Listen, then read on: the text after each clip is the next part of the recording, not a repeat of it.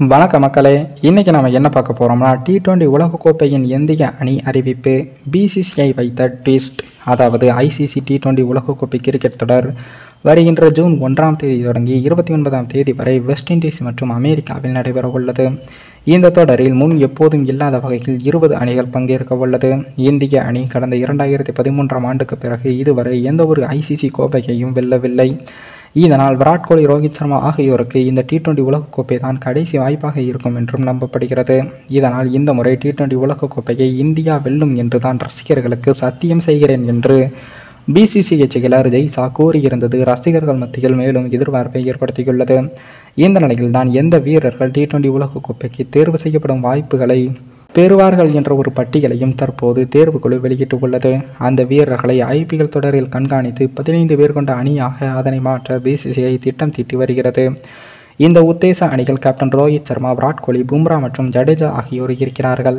இந்த பட்டியலில் KL ராகுலும் இடம்பெற்றிருக்கிறார். ஆனால் அவர் இறுதி அணியில் இடம் பிடிப்பாரா என்பது IPL தொடருக்கு பின் தெரிய வரும். இதேபோன்று ஹர்திக் பாண்டியா, முகமது சிராஜ் போன்ற வீரர்களும் இந்த பட்டியலில் இருக்கிறார்கள்.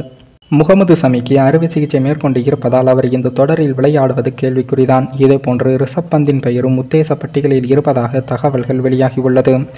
எனினும் ரிஷப் பந்த் IPL தொடரில் தன்னுடைய 100% உடல் தகுதியை எட்டி விட்டு விக்கெட் கீப்பிங் செய்ய முடியும் என்பதை நிரூபித்தால் மட்டுமே அவர் அணியில் தேர்வு செய்யப்படுவார்.